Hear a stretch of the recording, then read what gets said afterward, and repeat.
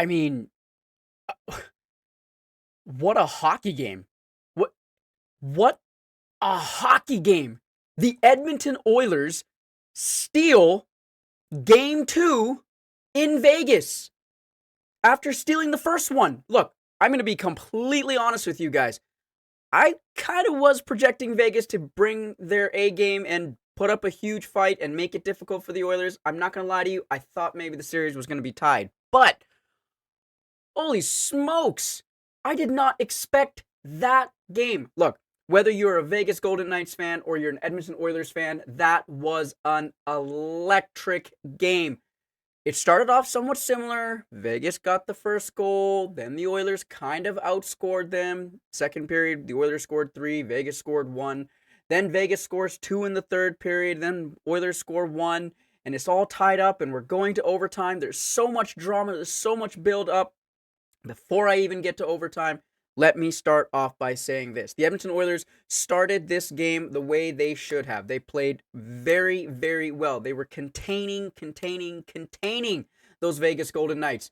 But Vegas somehow seems to always score on the power play. They can't really score 5-on-5 on us. Maybe they got 1 or 2 goals. But it was a fantastic 3 periods.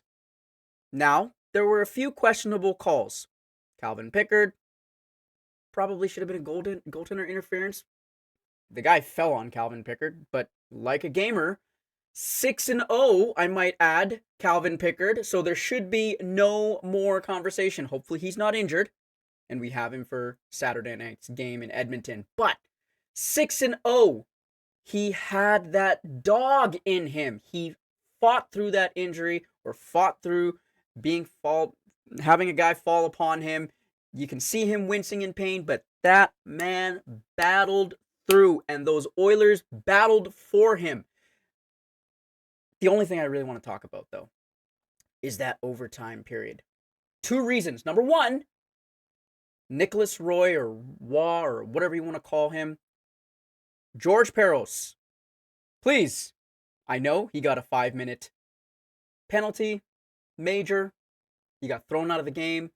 But that is a direct cross-check to another player's face if there's no 1-game suspension from that. I, as a fan, would love to see that 1-game suspension, because that was absolutely brutal. If Evander Kane had done that to Jack Eichel, for example, actually that's probably not the comparison, but if Evander Kane had done that to another player, I'm pretty sure there's a suspension coming. So, Nicholas Roy gifted us a 5-minute power play. However, I don't know what happened. The Oilers just seemed to not be able to capitalize on that, which was unfortunate, but it was okay. That overtime period was going back and forth, back and forth, back and forth.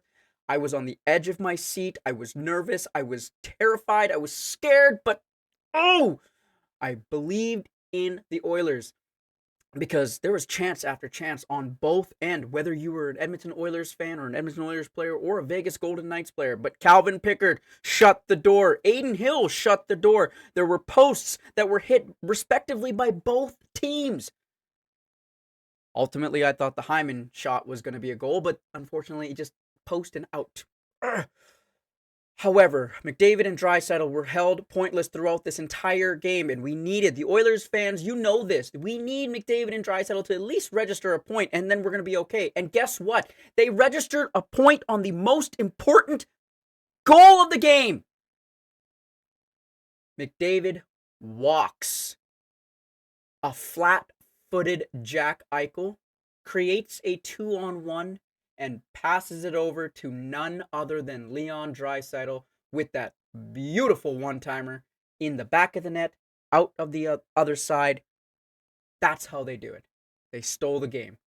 They put their exclamation mark on this series. They're here to play. What a game. Now, rewind just a little bit.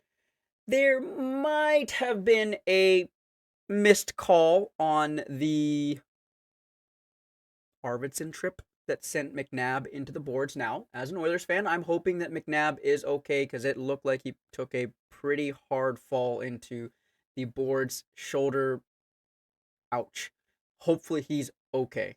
But, guys, the Oilers won. We stole 2 games in Vegas. And look, today, this game, the Oilers were kind of playing with house money, getting that victory that they got last game, coming in, playing with some free money, kind of just trying to see what Vegas can muster up. They held their ground. Pickard was, again, fantastic. And when you play with house money, sometimes you get burnt. But the Oilers gambled today.